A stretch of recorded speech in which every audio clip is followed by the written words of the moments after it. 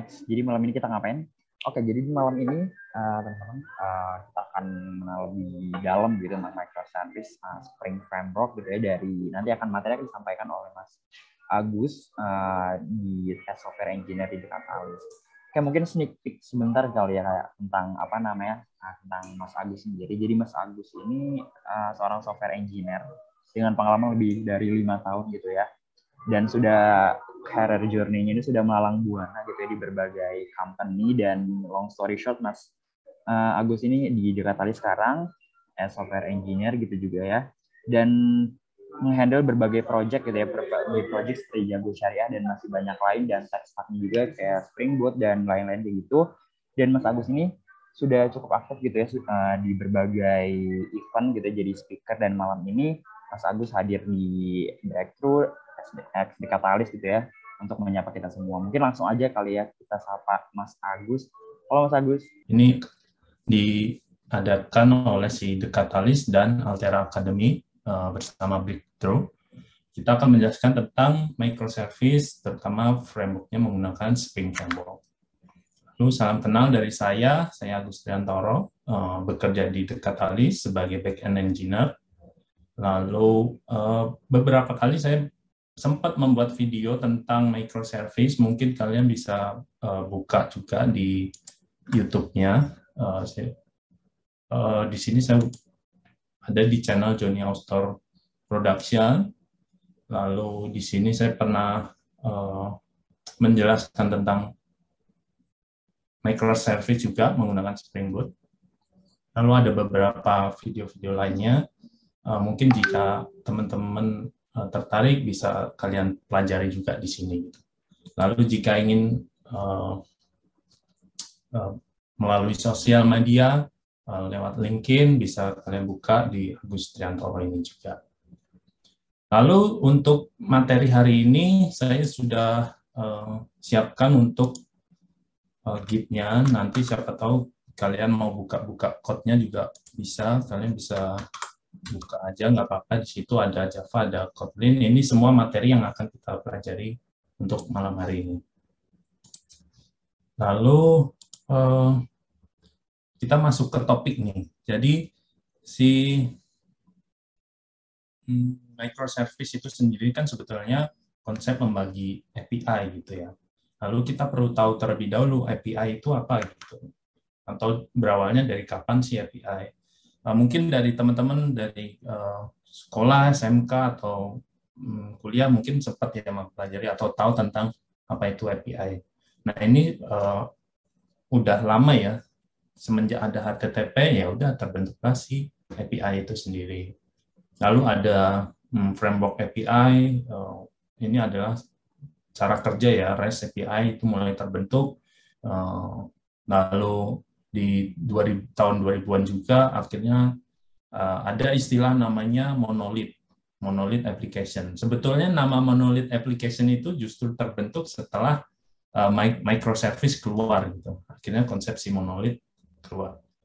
Nah, microservice itu sendiri sebetulnya dari 2005 itu udah mulai, tapi dia masih nyebutnya microweb gitu. Nah, semenjak di 2011 mulailah kebentuk istilah si microservice itu. Oh iya, itu ada di chat box. Kalau misalkan ada pertanyaan, kalian bisa klik linknya. Kalian kalau ada pertanyaan tinggal ketik aja di situ. Lalu kita masuk ke monolith nih. Monolith itu sendiri kan dari teman-teman tadi sudah menyebutkan, oke, monolith berarti kan sudah tahu istilah monolith itu sendiri gitu. Nah, ini adalah gambaran dari monolith. Monolith itu sendiri ya istilah mono ya udah satu aja gitu. Misalkan kita sedang membuat sistem penjualan lah, sistem penjualan gitu ya. Di dalam sistem penjualan ada macam-macam gitu kan. Nah ini salah satu bentuk monolith itu ada kalau misalkan dari PHP dulu teman-teman yang pernah belajar PHP, nah itu kan ada pakai MVC, istilah MVC controller, view, model gitu kan, itu jadi satu. Terus mungkin sekarang udah ada istilah front end dan back end gitu. Front end-nya apa? Misalkan framework React.js, Angular atau Vue gitu ya. Terus mulai ke back end juga. Nah, tapi ini hanya satu aplikasi, di back end-nya hanya satu gitu. Ya, ini tetap dibilangnya monolith. Lalu kita masuk ke microservice. Apa sih microservice itu? Gitu kan? Microservice itu sebetulnya sebuah arsitektur untuk menyusun kumpulan-kumpulan aplikasi dalam bentuk layanan atau bahasa Inggrisnya service gitu. Ya, dengan ciri-ciri service-nya itu independen, dapat berdiri sendiri gitu. Lalu sangat terawat dan teruji.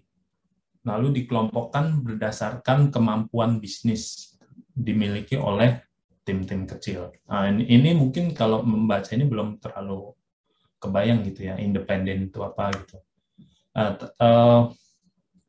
Kenapa menggunakan microservice gitu? Microservice sendiri bukan hal yang paling tepat dalam pengembangan software karena memiliki banyak kekurangan juga gitu. Dan ini juga tentunya mahal, istilah untuk server itu mahal untuk microservice.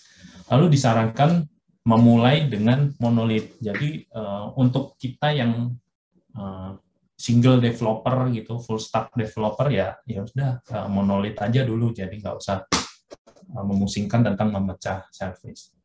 Lalu akan sangat membantu kita mengimplementasi microservice itu jika memiliki konsep bisnisnya sudah makin berkembang gitu, makin banyak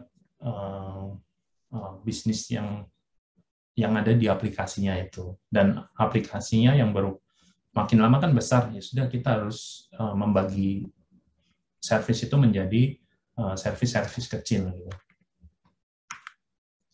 Nah, konsep microservice itu sendiri kan tadi ada independen, tes terjamin ya kan, lalu bisa berdiri sendiri kan. Nah, ini konsep dari microservice, ini ada link gambarnya dari si spring.io. Konsepnya microservice itu sendiri sebetulnya aplikasi kecil-kecil ini, aplikasi kecil-kecil. Misalkan ada order app, order service, misalkan customer service, lalu ada product service, misalkan. Lalu ada istilah API Gateway untuk open to public. Gitu. Lalu ada banyak sih config service, service registry. Nah, nanti kita akan mengimplement menggunakan API Gateway, lalu juga service registry. Nah, pattern microservice itu sendiri saya ambil dari si link ini. Kurang lebih seperti ini. Nah, ini juga dia sebenarnya baca dari buku, terus dia buat website lebih mudah sih sebetulnya, karena kita belajar dari website, tinggal klik-klik, baca itu banyak. Kalian juga bisa pelajari hal yang sama. Semua materi saya ambil dari sini juga. Lalu dalam microservice itu ada beberapa sebetulnya, tapi saya bagi 4 poin yang inti. Decompensation, yang kedua data pattern, lalu communication pattern, yang keempat itu ada deployment pattern. Nah, decompensation itu apa sih gitu? Nah, decompensation itu sebetulnya cara membagi atau memecah si sistem monolith itu sendiri menjadi ke service-service kecil gitu. Misalkan tadi kita kan di awal kita punya contoh sistem penjualan gitu kan. Kita bisa pecah di sistem penjualan itu akhirnya jadi order service, lalu bisa product service, lalu akun service dan lain-lain tergantung bisnisnya gitu. Nah, lalu pemecahan si service ini ada 2 cara, decomposition by business capability, lalu decomposition by subdomain. Nah, domainnya apa? Oh, sistem penjualan. Nah, di dalam sistem penjualan itu ada apa? Oh, misalkan ada order. Lalu di sistem penjualan itu ada produk tentunya. Lalu sistem penjualan itu ada si usernya gitu kan.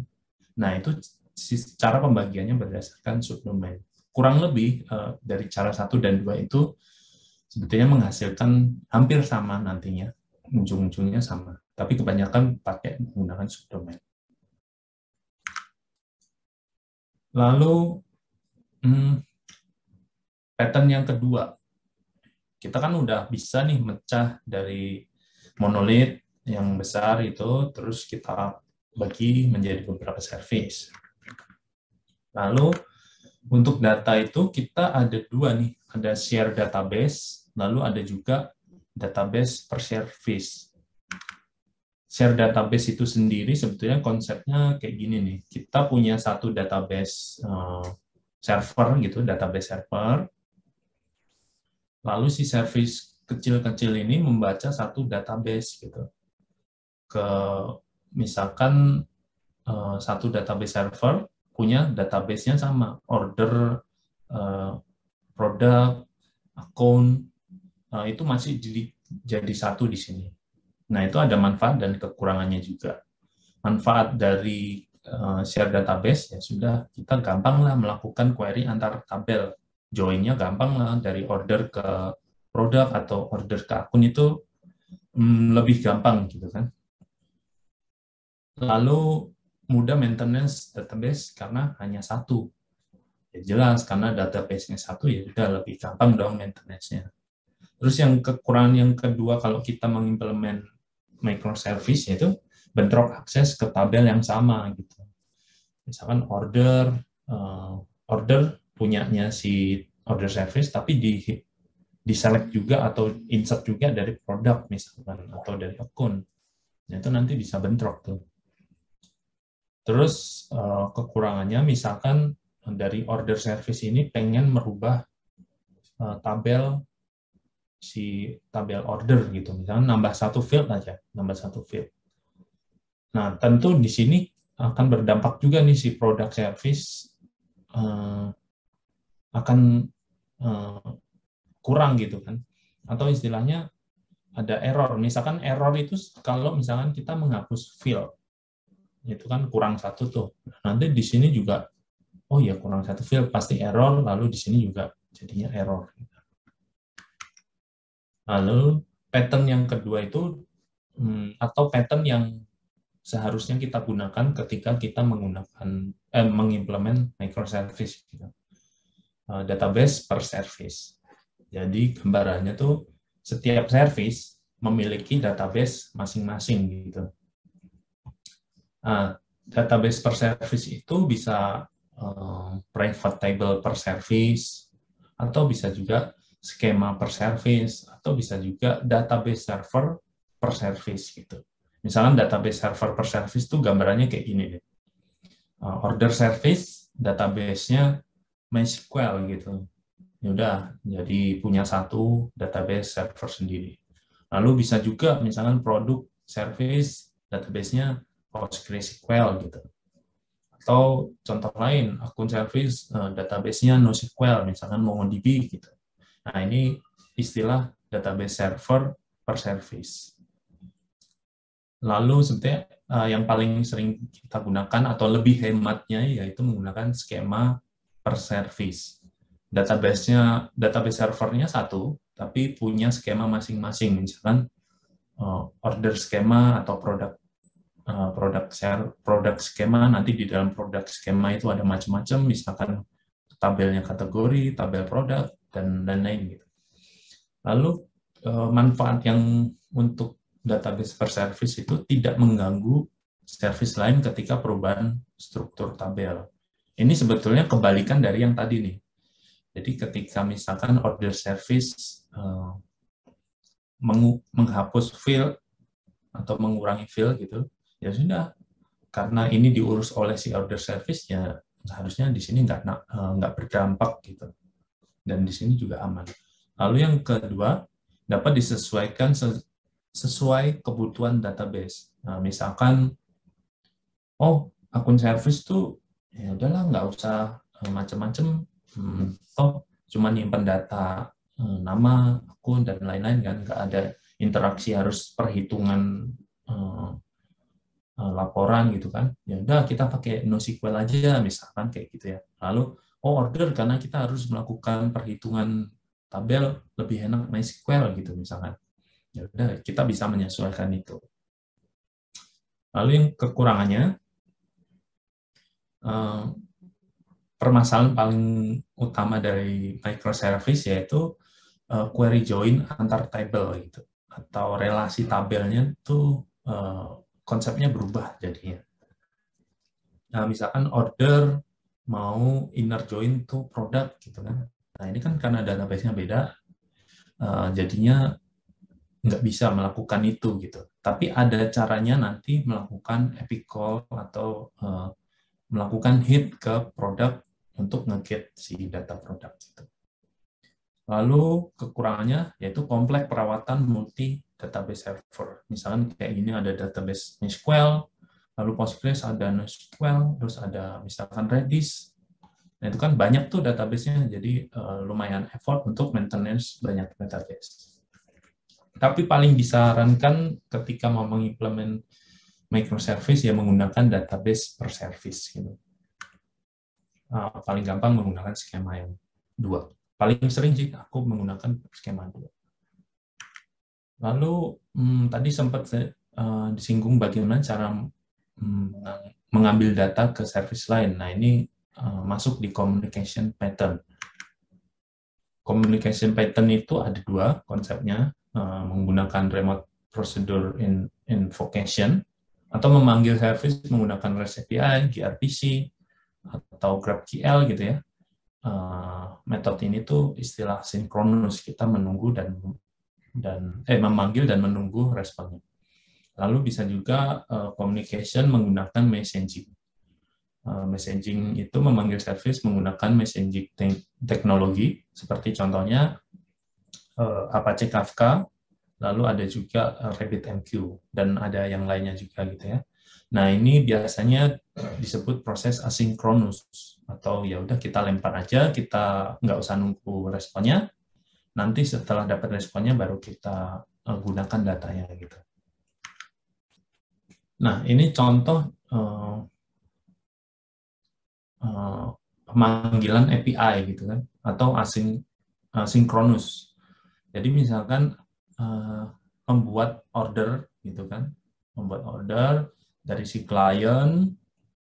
Nah, misalkan klien ini bisa front end atau bisa bisa mobile, bisa web gitu kan, macam-macam ya.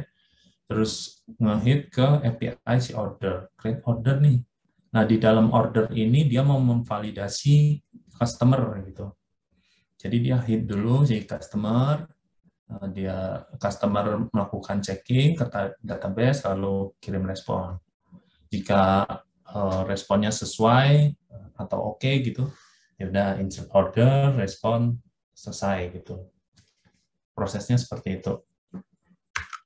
Nah, kalau konsep messaging, komunikasi melalui messaging atau asinkronus gitu. Nah, ini tuh dia diberhentikan prosesnya. Jadi si klien ini create order, dia melakukan insert data, tapi pending statusnya. Dia belum langsung mendapatkan hasilnya. Lalu di si order service ini, dia melemparkan data ke Kafka gitu. Oh, di sini mau memvalidasi customer, lempar aja ke Kafka, selesai. Ya udah langsung kirim respon, tapi status order Anda masih diproses gitu. Kita kan misalkan pesan aplikasi, misalkan kita transfer gitu kan, transfer antar bank, atau misalkan order misalkan ke e-commerce gitu kan, ketika kita check out lalu bayar, itu kan nggak langsung selesai kan, biasanya kita akan memproses ke penjual gitu kan, ada status itu. Nah, itu sama aja konsep untuk asinkronus gitu. Nah, ketika dia dilempar ke Kafka, dia kan lalu ada si listener. Jadi di Kafka itu ada producer dan ada listener. Si listener ini, si customer listener ini mendapatkan data dari Kafka, lalu dia cek, bla bla bla, oh oke, customer-nya ada atau tidak ada, dia kirim balik respon ke Kafka juga. Nah, nanti si order service ini punya listener juga, listener-nya untuk respon validate customer gitu. Jadi dia untuk melakukan checking hasilnya tuh, setelah checking customer tuh sukses apa enggak. Nah, setelah udah, lalu dia update ordernya. Kurang lebih seperti itu untuk messaging. Lalu ada konsep deployment pattern. Jadi kan kita punya banyak service. Kalau misalkan monolith, ya udah satu server udah selesai gitu kan, beres. Nah, kalau microservice kan banyak tuh, ada 3 tadi contohnya. Deployment itu kita bisa menggunakan konsep multiple service instance per host gitu. Jadi satu host tapi banyak service gitu. Lalu ada juga service instance per host. Yang multiple ini berarti kita punya banyak server gitu kan. Misalnya order service-nya ditaruh satu server, terus yang customer service-nya ditaruh di satu server. Lalu konsep yang kedua itu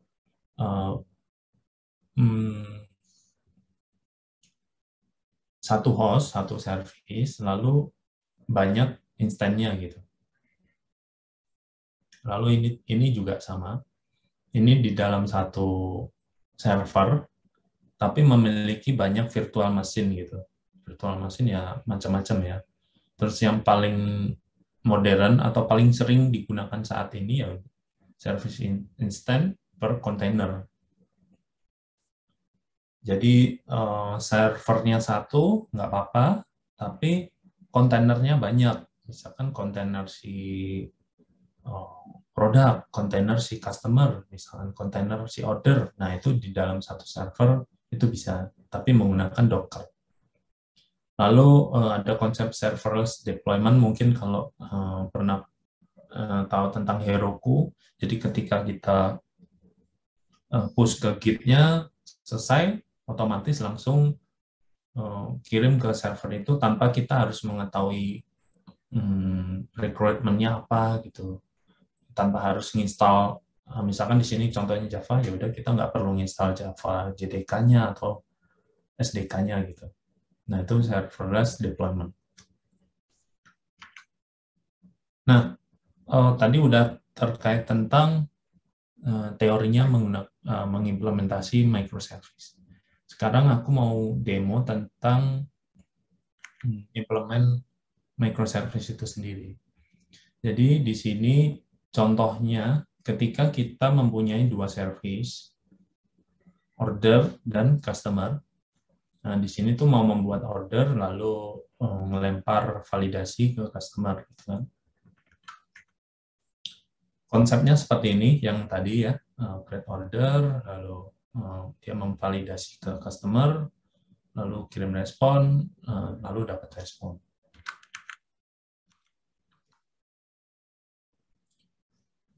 Jadi di sini saya udah ada untuk order service, order controller.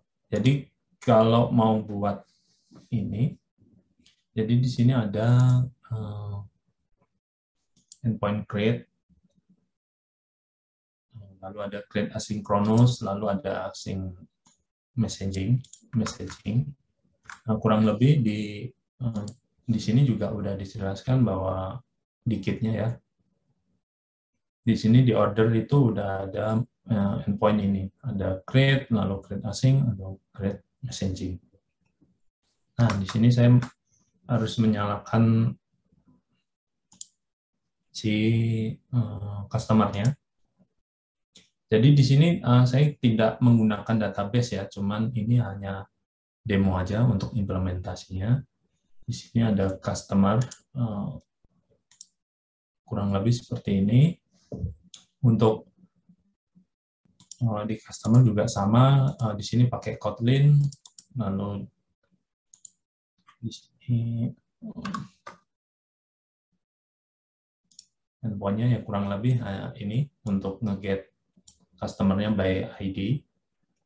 Lalu ada juga untuk mengetahui server infonya. Nah, nanti akan berguna untuk mengetahui port berapa server ini. Gitu.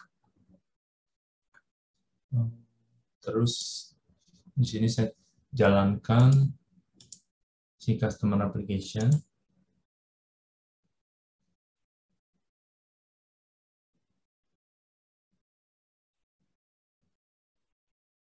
Lalu saya jalankan juga untuk order application.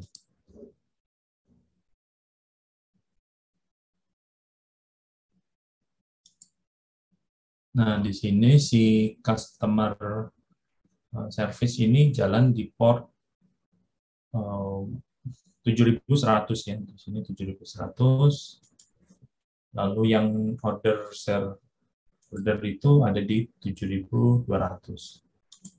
Sekarang saya mau ngecek ke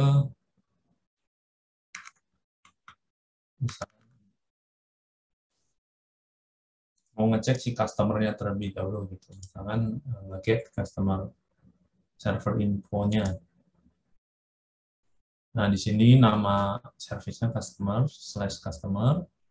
Dia ada di 7100, konteksnya yaitu customer, lalu endpoint-nya server info, portnya di 7100, path-nya ini. Jadi si customer udah jalan gitu ya. Lalu misalkan nge-get dari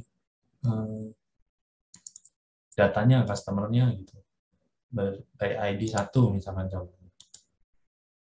Di sini saya ada 2 data. Nah, ini ID-nya 1, si Angel, emailnya ini, lalu ada juga data yang kedua. Ini hanya dummy data. Sebetulnya list, ya ini ada Berlin, datanya ini gitu ya. Lalu di sini saya mau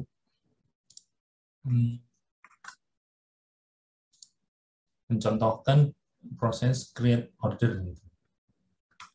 Create order berarti saya harus ke order. Di sini hostnya itu 7200. Nah, saya membuat order itu produknya 1, lalu quantity-nya 1, lalu UID-nya 1. Oh ya, di sini bisa nge-get order terlebih dahulu. Si user ID 1, misalkan contoh datanya ini ya, ada 2.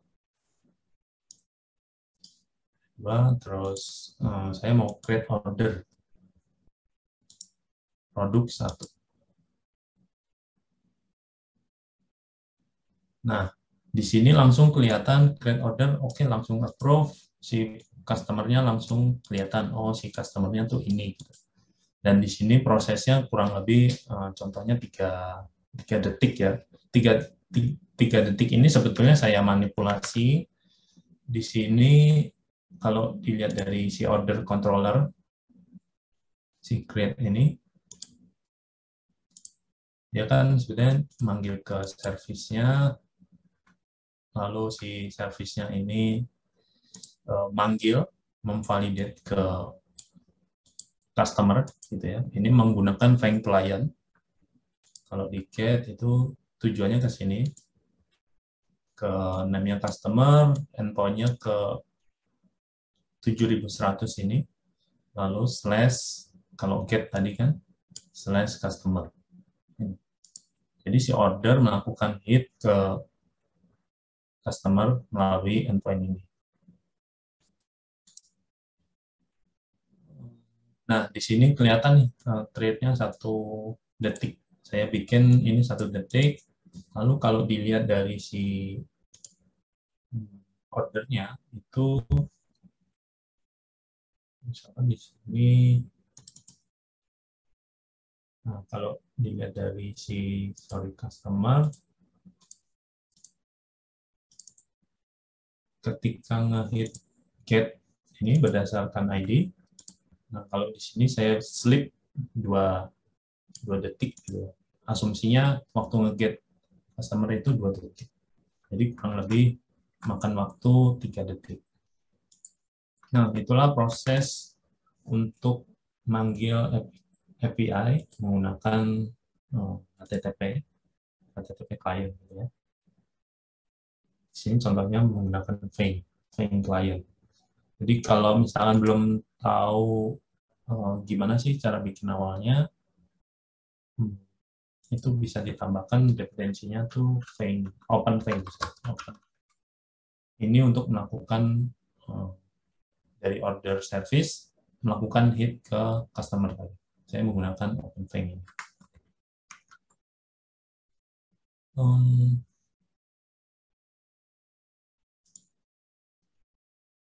Sorry, saya sambil ngecas dulu ya.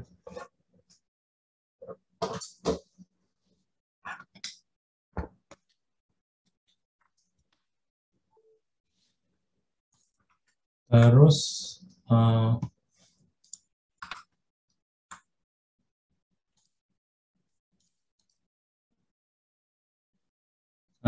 terus ada proses gateway. Jadi di Spring itu ada gateway. Gateway ada macam-macam sebetulnya, bisa pakai Nginx, ada web server lainnya gitu kan. Nah, si Spring itu punya gateway sendiri. Kenapa butuh gateway? Misalkan tadi itu misalkan di order service itu melakukan hit ke portnya, aku aja lupa gitu. 7100 lalu ada 7200 gitu kan. Seharusnya ini tidak diekspos gitu. Dibikin satu pintu. Jadi cukup misalkan localhost 8080/order, ya udah nanti ngehit ke order, atau endpointnya localhost 8080/customer, ya udah dia ngehit ke customer. Itulah konsep si gateway. Nah, gateway itu membuatnya ya pakai dependensinya, tinggal klik aja gateway. Sini. Cuman perlu nambahin satu dependensi ini udah terbentuk si gateway server nanti ya. Nanti kurang lebih seperti ini.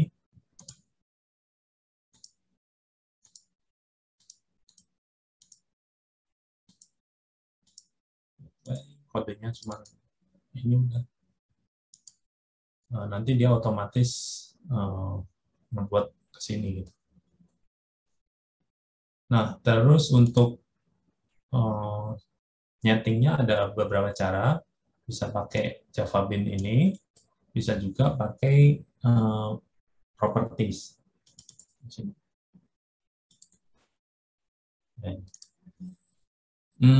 Jadi si gateway ini punya routes atau endpoint nantinya. Kita berikan ID namanya si customer dan order gitu kan. Nah, di sini si customer itu endpoint URI-nya berapa sih? Oh, localhost 7100. Terus path-nya apa? Oh, /customer.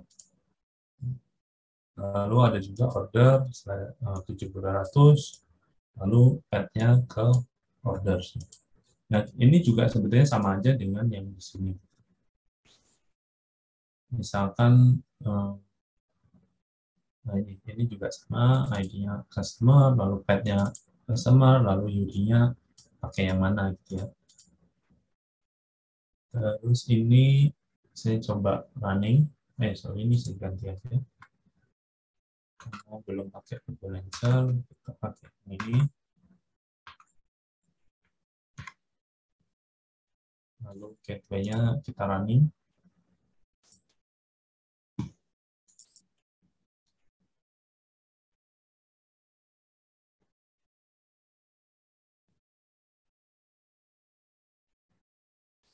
Nah, di sini kelihatannya localhost 8080. Misalkan gini. Localhost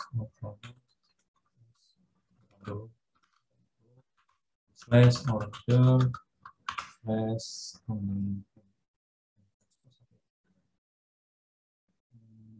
orders. Oh, UID-nya.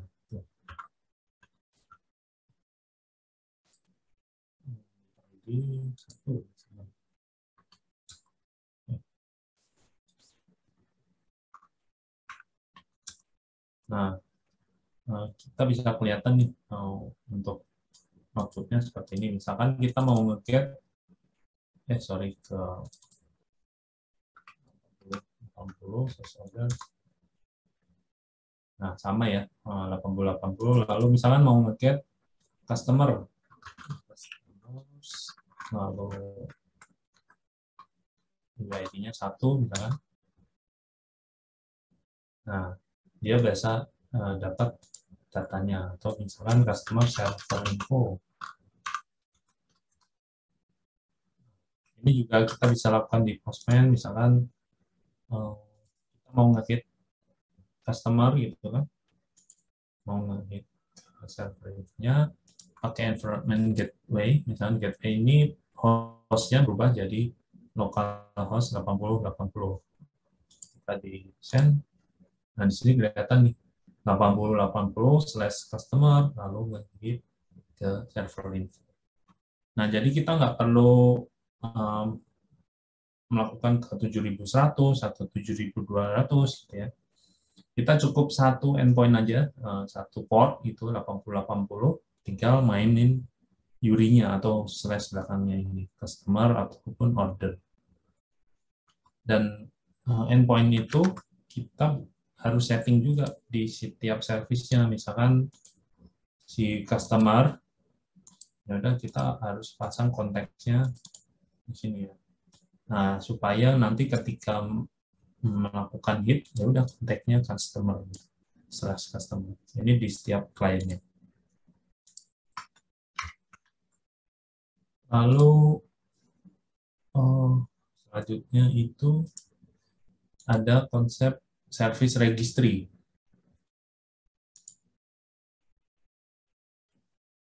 Jadi tadi kan kita udah tahu tentang gateway.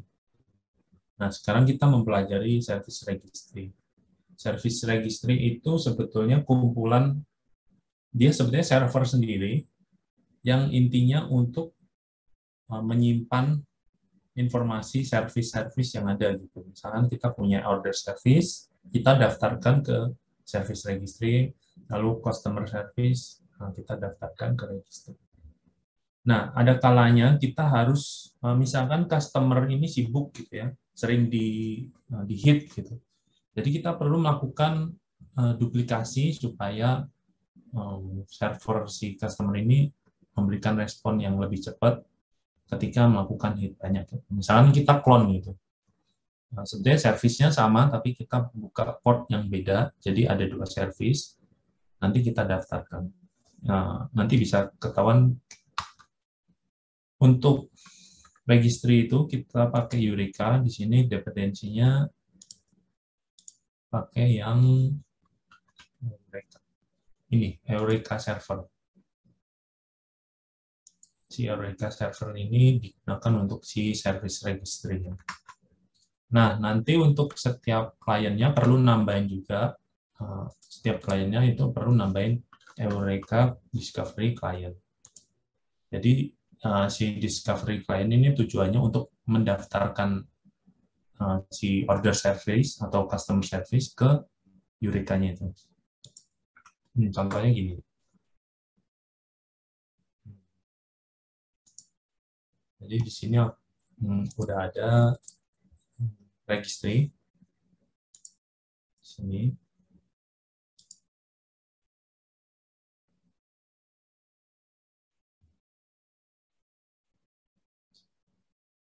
Nah, si registry ini punya halaman website sendiri gitu.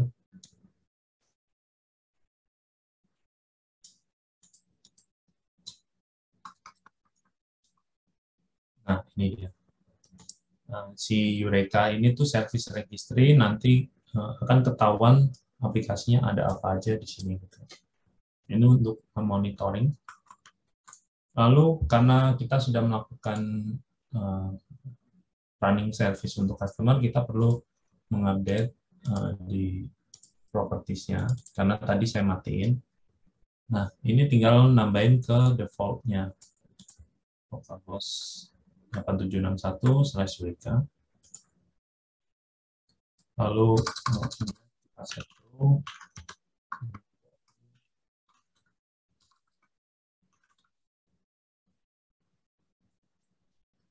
Lalu yang di order juga gitu, kita update juga, kita daftarkan.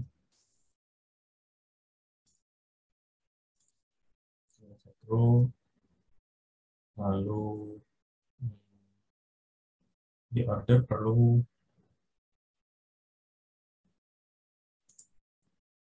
mengubah di sini juga. Karena kita pakainya load balancer, jadi kita nggak usah pakai URL-nya.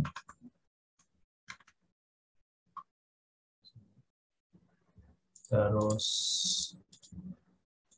nah misalkan satu contoh nih, customer kita restart.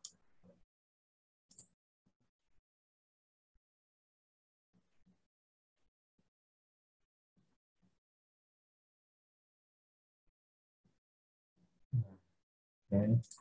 Nah, terus kalau kita lihat di sini, si Eureka, nah di sini sudah ada service customer, dia ada informasi di port berapa, 7100 ketika kita hit. Oke, aman, berarti bisa gitu ya.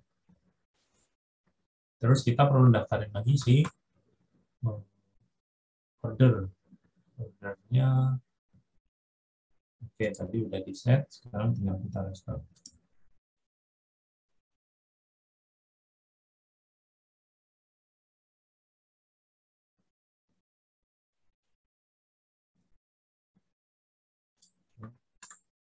Nah, kalau kita lihat lagi, nah di sini sudah ada order gitu kan.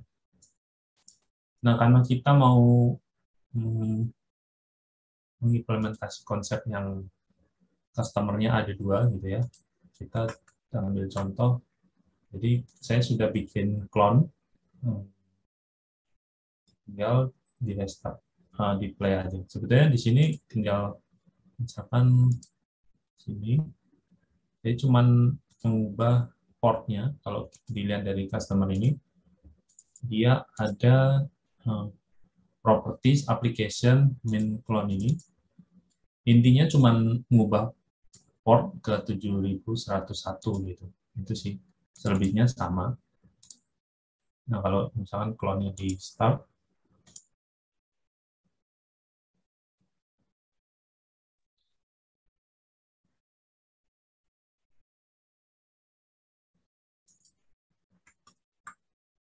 kita lihat di sini.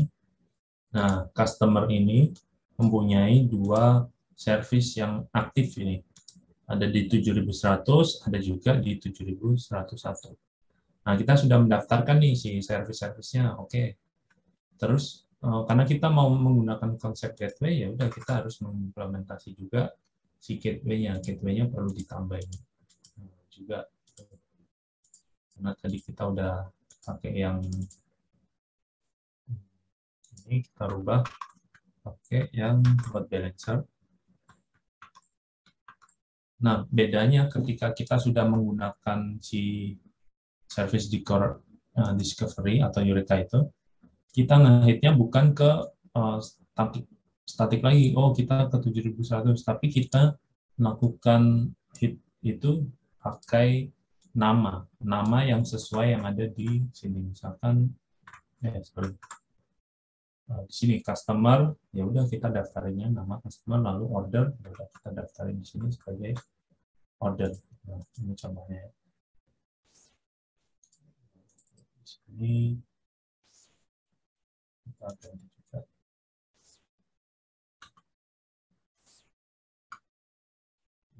Sama sebetulnya. Nah, dia akan hit load balancer. Lalu di propertiesnya juga ini di set true supaya dia mendaftarkan dirinya ke Eureka.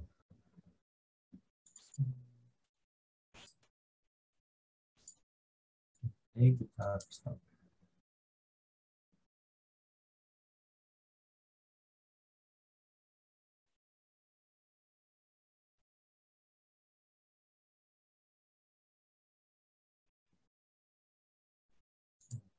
Oh, kita lihat di sini. Nah, ini sudah ada si service gateway-nya. Ada di port 80, 80. Nah, misalkan kita mau nge-hit dari gateway ini, mau nge-hit ke customer, kita mau nge-hit server infonya gitu ya. kita tinggal buka si ini Postman atau di browser gitu, pakai ini gateway, jadi hostnya di 8080. Kalau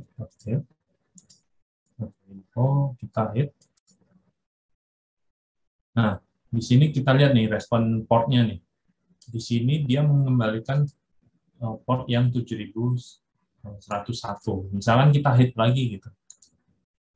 Nah, dia bisa berubah. Oh, yang menerima si servisnya itu bergantian gitu, bisa ganti-ganti. Misalkan 71, 7100, nah dia berubah. Tergantung siapa, itu akan ditentukan oleh si service registry ini. Kalau misalkan dari gambar ini, jadi ketika gateway itu melakukan hit, misalkan tadi slash customer gitu. Nah, si registry ini yang akan menentukan, oh si customer 1 misalkan, atau customer yang clone, atau yang 7101 tadi misalkan. Nah, dia yang menentukan si service registry. Ini bisa juga disebut dengan konsep load balancer, atau pembagian kerja servisnya gitu. Jadi kalau dilihat dari hasilnya kan tadi berubah ya, ada yang 7100, ada yang 7101. Nah, ini juga didapat dari di sini ya, 7100, ada juga yang 7101. Nah, itu konsep dari penggunaan service registry. Kurang lebih konsep microservice bisa mewakili untuk dua hal ini cukup mewakili untuk microservice. Nah, sebetulnya untuk ini saya memberikan tambahan aja di luar dari Spring Framework. Nah, karena tadi udah sempat nyebut Kafka, ya kan, proses asinkronus. Jadi, saya mau mendemokan juga ketika mau nge-create order, tapi prosesnya asinkronus. Nah, kalau kita lihat di sini saya menggunakan Docker ya. Docker, nah di sini saya udah menyalakan si Kafka-nya. Di sini Kafka ada portnya di 9092. Nah, nanti si order service itu akan menyimpan data ke Kafka. Nah, kita lihat aja prosesnya. Misalkan di sini create order async messaging. Jadi nanti konsepnya itu order create di sini, lalu dia akan ngirim ke Kafka, bla bla bla. Tadi sudah. Kalau lihat dari code-nya,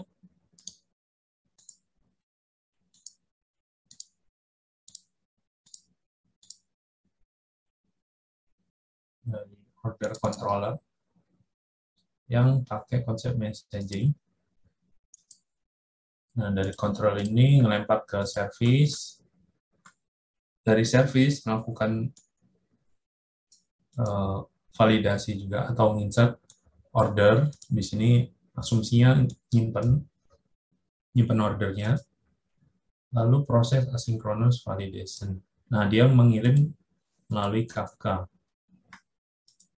Di sini dia kirim ke topiknya order validate customer gitu kan, lalu kirim aja UID-nya. Udah, kirim aja. Nanti dari si customer itu dia akan baca ke sini.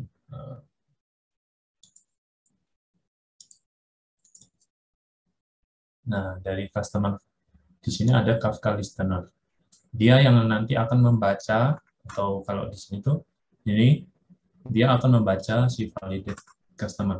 Nah, ini topiknya order validate customer.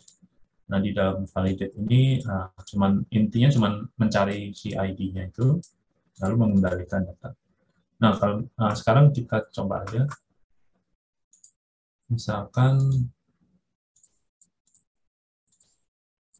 di sini create async melalui gateway ini ya, gateway.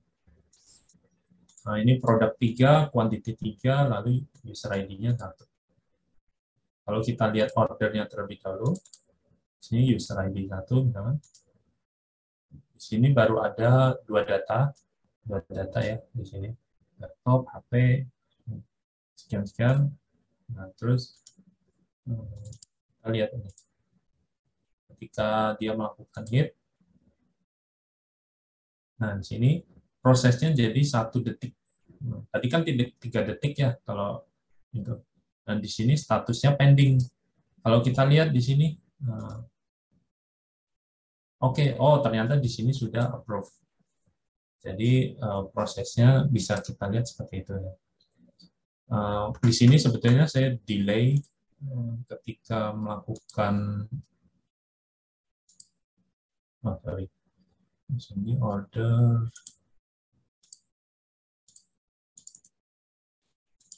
Nah, di sini saya delay sebetulnya. Sebetulnya prosesnya tuh cepat ya, nggak ada 1 detik juga, cuman supaya kelihatan asingnya, jadi saya delay 10 detik. Kalau misalkan kita nge-hit lagi nih, misalkan produk 4 gitu, user ID-nya sama, di sini kita send, tentu pending. Ketika kita hit di sini, statusnya masih pending nih, ya kan? Produk 4 nih, statusnya pending. Nah, ketika kita get lagi, misalkan, oh, di sini udah proses approve. Nah, kalau dilihat dari lognya sendiri juga bisa kelihatan di sini. Oke, send ini sukses order, lalu dapat resultnya validate customer. Oke, sudah. Jadi dia melakukan update ketika sudah membaca data. Nah, kurang lebih seperti itu untuk proses asinkronus.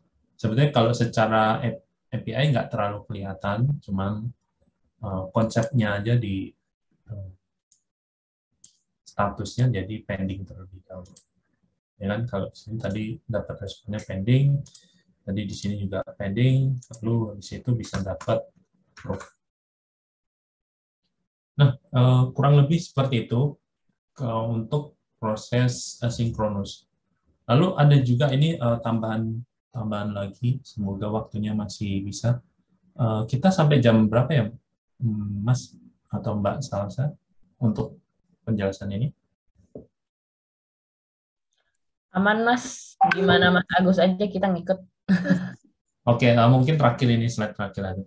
Nah, jadi ada kemungkinan nih, misalkan customer-nya mati gitu, service customer-nya mati.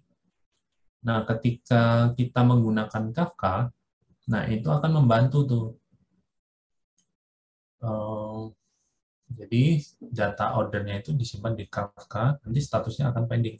Misalkan contoh ya, sebetulnya tadi saya bikin juga untuk yang asinkronus tapi nggak pakai Kafka. Di Spring Boot itu bisa, tinggal nambahin set asinkronus. Tapi kita coba aja yang ini ya, customer. Misalkan di sini customer-nya kita matiin atau istilahnya tiba-tiba mati aja, kita nggak tahu kenapa di servernya customer mati gitu ya. Kalau kita lihat di sini, kita lihat, oke, customer-nya nggak ada ya di sini, berarti kan dia nggak terdaftar. Nah, terus sekarang kita mau melakukan create order lagi gitu, misalnya produk 5. Atau kita coba get dulu deh. Nah, di sini ada 4 ya, ada 4. Terus misalkan create 5 gitu. Ketika kita pakai Kafka nih ya, yang async message, nah prosesnya kita hit data 5. Nah, dia tetap bisa menyimpan data order meskipun statusnya pending. Kalau kita lihat di sini, nah statusnya pending nih. Datanya tapi sudah masuk, tapi statusnya pending. Kalau kita hit, oh nggak bakal ke approve nih. Karena cache di sini si customer-nya mati gitu. Jadi dia belum bisa melakukan update validasi. Makanya statusnya belum berubah. Nah, misalkan kita pakai konsep yang pertama tadi, misalkan kita pakai konsep yang Nah, ini misalnya ketika customer-nya mati, mau nge-create order gitu ya, misalnya contohnya di sini. Jadi create order synchronous di sini ya, infonya. Nah, misalkan produk 11 gitu. Create order. Nah, bedanya di sini dia mengembalikan respon internal error. Nah, itu sebetulnya saya mapping di sini sih. Udah ketika di sini, misalkan dia ngehit ini lalu nggak dapat, ya udah lempar aja dan cuma valid gitu. Atau ada error gitu. Nah, ini bedanya. Jadi ordernya nggak kebuat ketika kita menggunakan konsep sinkronus. Nah, terus gimana nih kalau misalkan ini nih, wah datanya pending nih, gimana dong? Ya udah kita cari tahu kan. Oh ternyata si customernya mati. Ya udah kita nyalain dulu customer. Kita nyalain. Begitu dia nyalain, dia akan membaca si topik yang belum dibaca oleh dia gitu di Kafka-nya. Nah, kalau kita nah ini baru menjalankan ya, running start gitu. Kita lihat di sini udah ada kan customer. Terus kita lihat lagi nih ordernya. Ini kan statusnya pending nih, produk 5. Ketika kita hit. Nah, di sini udah ada proses approve. Itu baru proses untuk merunning si customer ini. Nah, itu otomatis sih ketika kita menggunakan Kafka. Jadi ada untungnya ketika kita menggunakan Kafka untuk menyimpan data proses selanjutnya. Jadi kan dia udah mati ketika dia running.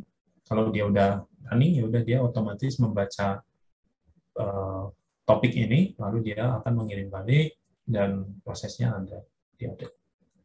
Kurang lebih seperti itu yang mau saya sampaikan untuk terkait Java microservice menggunakan Spring Framework.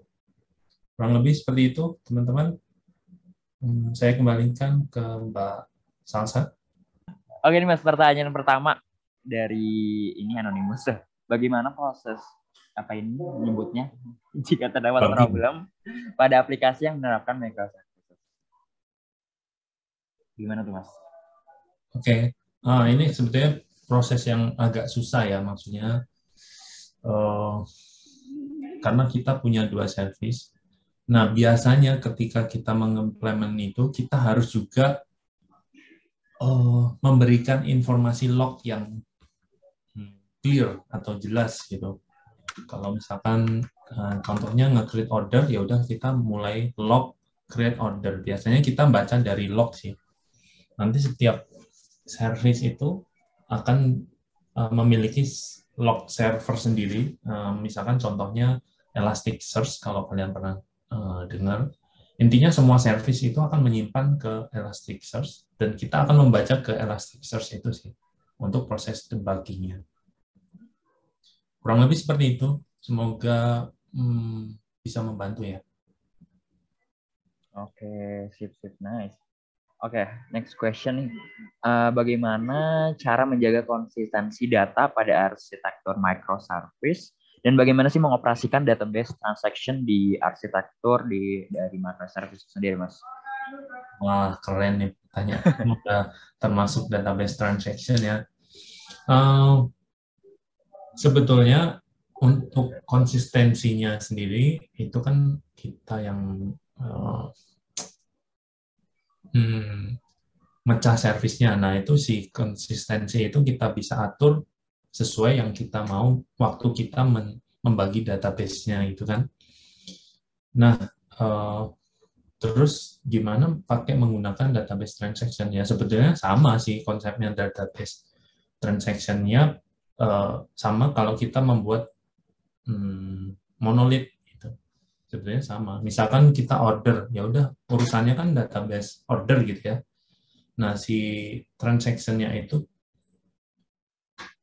bisa kita buat waktu di uh, servisnya, atau ya di servisnya kita tinggal nambahin transaction gitu kan. Karena ada misalkan ada memanggil ke service lain gitu ya. Ini kan konsepnya mau misalkan ada order tapi ada yang batal, jadi sistemnya rollback atau enggak gitu kan. Ya berarti kita pakai konsep waktu ngehit itu pakai konsep asinkronus. Kita tungguin sinkronus. Kita tungguin responnya. Kalau misalkan responnya buruk, ya udah kita rollback database transaction-nya atau service transaction-nya itu. Kurang lebih segitu sih. Oke. Next. Dari Mas Richa Ferry ini, bagaimana mengatasi latency dalam arsitektur microservice? Gimana tuh, Mas? Latensi ini lebih ke performance untuk kiriman balik mungkin kali ya. Oh, Richa Ferry. Oh, oke, Mas Richa ya.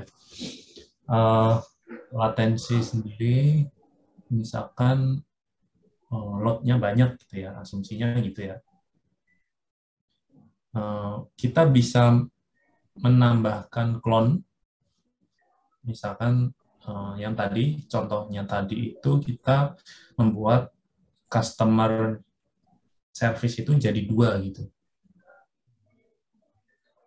Nah, itu bisa juga pakai itu.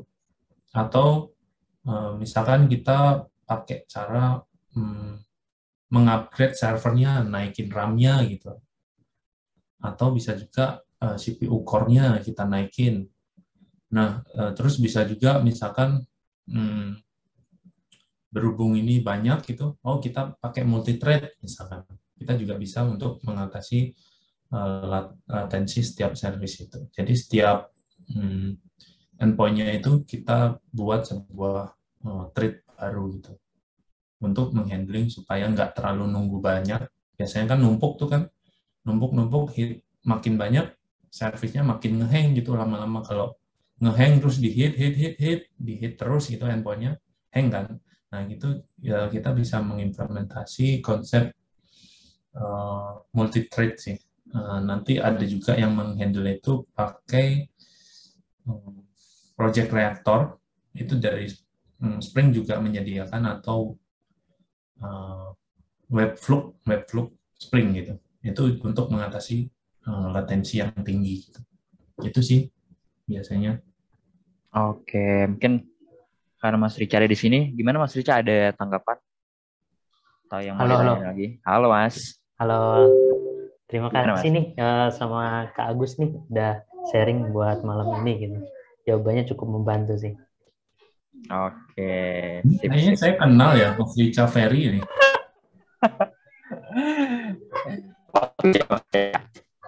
Hah? Platus apa gimana nih? Wah, Kak Agus ini apakah mengenali gitu? Jadi kayaknya Mas Richa dari Kudus nih. Betul Mas. Lanjut. Oke, sip. Dari Kudus ya Mas ya? Sip, Iya, sip. betul. Oke, kita lanjut ya. Next question nih, kalau mau masuk query Postgre di mana ya, Kak? Kalau mau masukin query Postgre di mana ya, Kak? Karena di situ saya nggak memberikan contoh untuk database ya. Tunggu. Karena berhubung kita pakai Spring Framework ini, kita bisa pakai JPA ya kan, untuk ORM. ORM itu sendiri sebenarnya untuk menggantikan konsep select bintang atau select ID, select name from misalkan tabel customer gitu ya. Nah, di sini aku pernah share di sini sih, ini ada tutorial videonya gitu. Kalian bisa buka juga di Johnny Osters mudahnya membuat Spring Boot CRUD. Di sini dijelasin cara connect ke database-nya, lalu create entity, terus gimana sih proses create datanya gitu ya. Nah, kalau misalkan kita lihat untuk ke database gitu, nah kita menggunakan konsep repository. Nah, repository itu sendiri kalau dari Spring dia untuk menggantikan proses manual yang select, misalkan master from atau insert from bla bla bla gitu ya.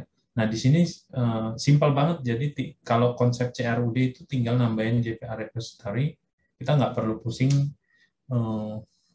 nambahin manual sih sebetulnya. Tapi kalau mau ngelihat manual query, ada caranya. Cuman saya lupa taruh di mana. Tapi kurang lebih seperti itu sih konsep untuk nge-hit repository data, sorry. Oke, next Mas ya, kita lanjut Q&A-nya.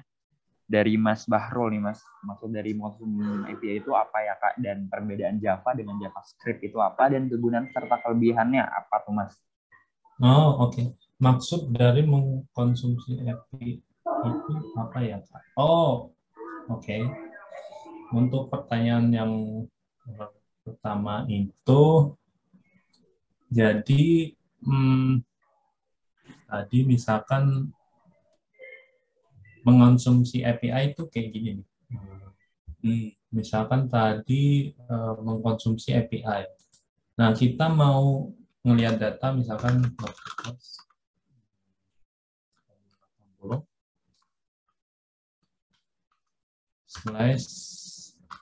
customer service. Nah, ini tuh termasuk dari bagian mengkonsumsi API. Customer ini kan API. Terus kita butuh data dari customer gitu. Ya, kita melakukan pemanggilan melalui HTTP sekian endpoint-nya apa, lalu keluarlah data ini. Ya, itu maksudnya dari konsumsi API gitu ya. Terus ini sambil saya itu terus yang kedua, perbedaan Java dengan JavaScript itu apa dan kegunaannya serta kelebihannya itu apa ya Mas? Oke. Nah, kalau Java itu sendiri sebetulnya bahasa pemrograman. Terus JavaScript itu juga bahasa pemrograman. Jadi punya keunggulan masing-masing dan ada kekurangannya masing-masing gitu. Nah, saya juga pernah membagikan, ketemu lagi, kaget saya. Di sini pernah membagikan ini perbedaan Java, Go, Node, mana yang lebih cepat. Nah, mungkin bisa lihat di video ini juga, itu bisa membantu menjelaskan tentang apa itu Java, apa itu JavaScript, terus siapa lebih cepat. Nah, di situ ada sih jawabannya. Kurang lebih seperti itu untuk Mas Bahrul Panji Gemilang gitu. Mengonsumsi dan perbedaan Java. Semoga membantu ya. Oke. Tadi ada channel YouTube-nya Mas ya. Apa tuh Mas, boleh kasih tahu nggak nih? Kita langsung subscribe. Boleh. So guys, udah banyak ya Mas ya videonya ya? Iya ya. Cuman saya belum update lagi nih, aku bagi ya. Semoga bisa membantu juga. Oke guys, bisa langsung aja kita subscribe channelnya itu dari Mas Agus. Mas Agus. Gimana? Ya. Pertanyaan dari gue dulu nanya. Ini soalnya penasaran banget nih Mas Agus. Mas Agus kenapa punya channel YouTube judulnya Johnny Auster? Oke. Tapi juga gitu. Kenapa tuh? Namanya tuh apa tuh? Tim kali ya Mas ya? Apa label? Udah ada labelnya? Enggak. Jadi sebetulnya nama saya kan Agus Triantoro. Nama Agus Triantoro itu kalau dicari di Google itu banyak, nama Agus itu udah banyak gitu. Nah, daripada pakai nama yang udah banyak, karena Agus itu banyak, karena berhubung dulu di kuliah itu punya julukan si Joni, Jono, dan aku punya 3 sekawan, aku dipanggil Joni. Nah, itu makanya aku pakailah si Joni itu. Terus Austor itu bagian dari nama saya singkat jadi Austor. Jadi itulah sebenarnya Joni Austor. terjawab dengan baik. Ya, jadi gitu. Aku karena kalau nyari Agustiantoro di Google ya pasti banyak gitu Agustiantoro. Ya, benar. Terima kasih penjelasannya Yuki Ananda. Nah, kalau Terans gitu ya Mas ya. Johnny Austor ya cuman satu gitu. Oh ini sih ini. Wih, mantap. Nah, kurang lebih gitulah. Strategi Mas. Nama panggung ya, nama panggung. Oke, next. Oke. Tadi Mas dari pertanyaan Mas Bahrul, gimana Mas Bahrul? Mungkin ada di sini. Ada tanggapan nggak? Mas Bahrul? Oh nggak ada ya. Kita lanjut aja kali ya Mas ya ke next question nih dari Mas Mbak Anonymous nih. Ada rekomendasi tempat belajar nggak sih Mas buat Spring Boot bagi pemula katanya? Oh ada banget. Ada tuh. Apa tuh Mas Phil? Hah? Ada banget untuk Spring Boot sebenarnya banyak ya tutorialnya, mau yang free mau yang berbayar. Yang free tadi di YouTube, kita bisa belajar dari YouTube. Kan di teman-teman tadi juga belajar dari YouTube banyak gitu kan. Terus ada juga Udemy gitu. Udemy itu banyak banget video tutorial dari basic sampai ke expert. Saya pun juga belajar microservice Spring Boot dari Udemy sih. Dan tambahan-tambahan itu biasanya di YouTube. Biasanya gitu. Oh nice. Oke. Tadi YouTube-nya YouTube Mas Agus ya? Iya. Boleh. Dan yang lain juga banyak ya maksudnya. Banyak yang share. Oke, siap. Oke, lanjut nih Mas. Katanya ide Java itu sebaiknya menggunakan IntelliJ atau Eclipse atau NetBeans. Apa itu? Ini preference ya, maksudnya tiap orang punya kebiasaan kan. Misalkan dari dulu udah pakai NetBeans atau Eclipse gitu ya. Tapi untuk per sekarang menurut saya yang paling oke untuk Java itu IntelliJ. Kalau dilihat dari web Spring-nya sendiri, dia juga akan merekomendasikan IntelliJ atau Visual Studio Code bahkan. Itu sih. Oke, sip. Guys, BTW kalau misalkan ada yang mau tanya lagi, bisa juga di kolom chat ya. Jadi kayak nggak cuma di Slido, mungkin yang mau langsung tanya gitu kan, bisa resen aja di Zoom ini biar lebih interaktif juga kan. Oke. Terus ini Mas Agus ada yang nanya juga bagaimana proses migrasi dari monolith ke microservice, harus mulai dari mana katanya? Oh oke. Berhubung tadi kita sudah tahu tentang teorinya kan, kita tahu konsep cara pemecahan service, kita pecah dari berdasarkan jenisnya, ya kan? Terus kita tahu bahwa kita harus menggunakan database tiap service, terus siapkan juga untuk koneksi, cara mengintegrate, memanggil API. Itu sih tadi kan kita udah jelasin ya. Semoga itu bisa menjawab.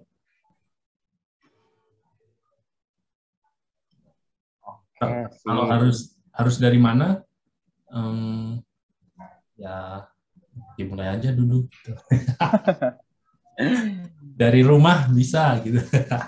Enggak, sorry bercanda. Ini gitu ya.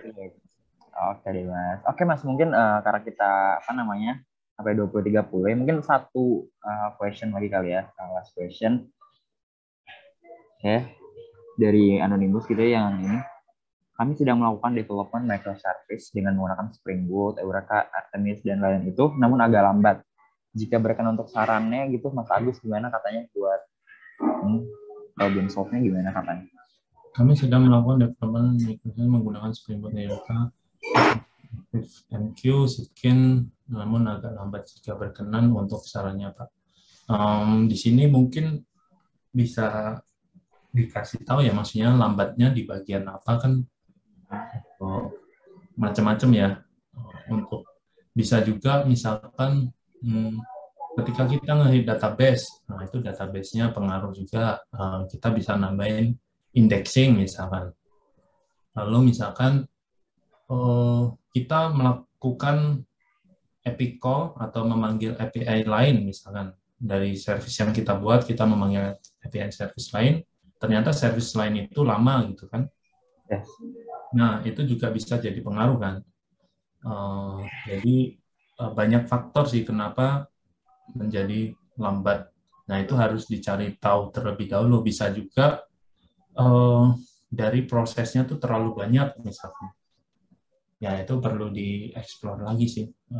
Emang nggak gampang. Saya juga menjadikan service itu lebih cepat juga nggak gampang sih. Harus dicari terlebih dahulu proses lambatnya di mana kita bisa log, misalkan dari service itu kita bisa log start untuk waktunya, lalu end-nya kita lihat setiap proses apapun, misalkan di dalam satu controller gitu, misalkan create order, itu ada proses validasi tadi, contohnya manggil API itu, kita bikin log informasi proses melakukan hit API itu berapa lama sih, misalkan 3 detik misalkan.